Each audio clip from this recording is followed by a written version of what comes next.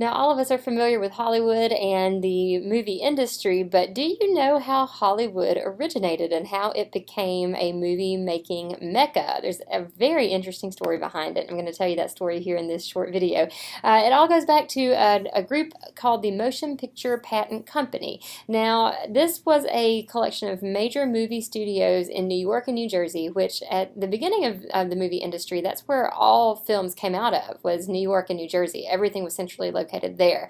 And this major movie studio collection distributed all the movies that were available to watch anywhere in the country, and they also distributed all the projection equipment. So that means that every theater that showed a movie was at the mercy of this collection of studios to give them equipment to show films to audiences.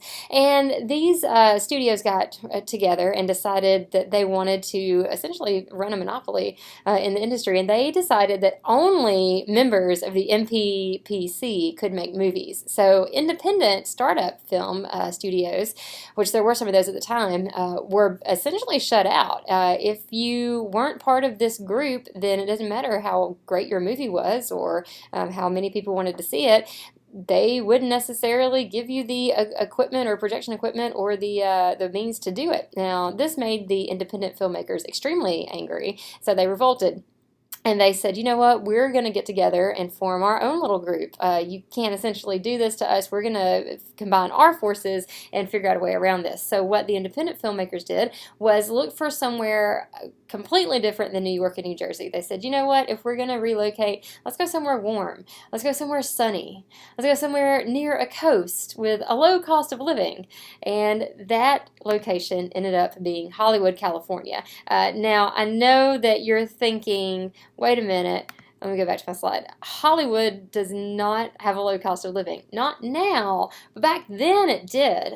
New York and New Jersey and the East Coast really had a much more expensive cost of living than anything out on the West Coast. And so that's why they opted for Hollywood. Now, there's one more point I want to make about this. If you look at the list of characteristics, does it sound familiar to you? If you are a resident of Georgia, it should.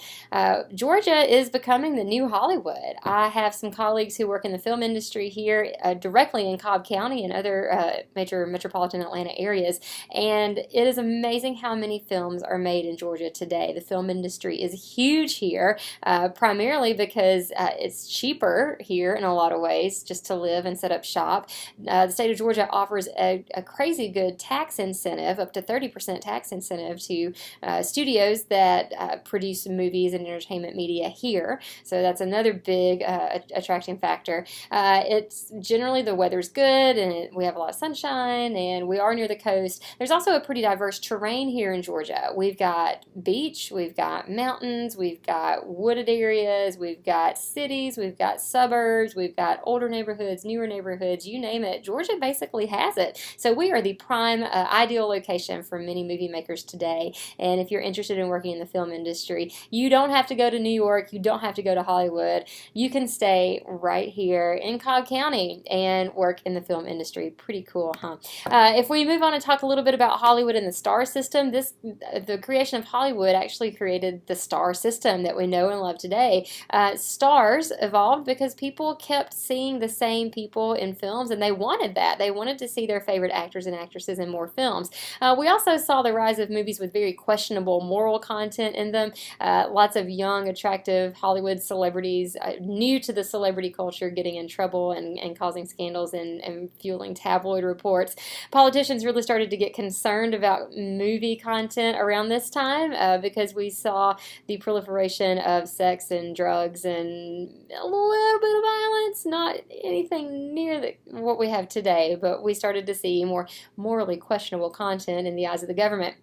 So the Hays Commission was a self-regulatory body that arose out of the movie industry, and the movie industry said, we don't want government regulation of our content. Of course, the government can't really regulate content that extensively because they are a government agency, the FCC that is, and we know that the government isn't in the business of censorship. It's not in their best interest, and it's actually not legal, not constitutional. So a group of Hollywood producers got together and said, we will regulate our own content. Leave it to us. We've got it. That kind of sort of worked. It actually did lead eventually to the Motion Picture Association of America. I'll link some video clips in D2L. You can see for yourself the type of salacious content that was in films. But the MPAA rating system exists today, and that is a self-imposed, self-regulatory system that Hollywood participates in to let consumers know about the content of films before they watch them. A little bit of trivia and background and history of Hollywood. Thanks for watching.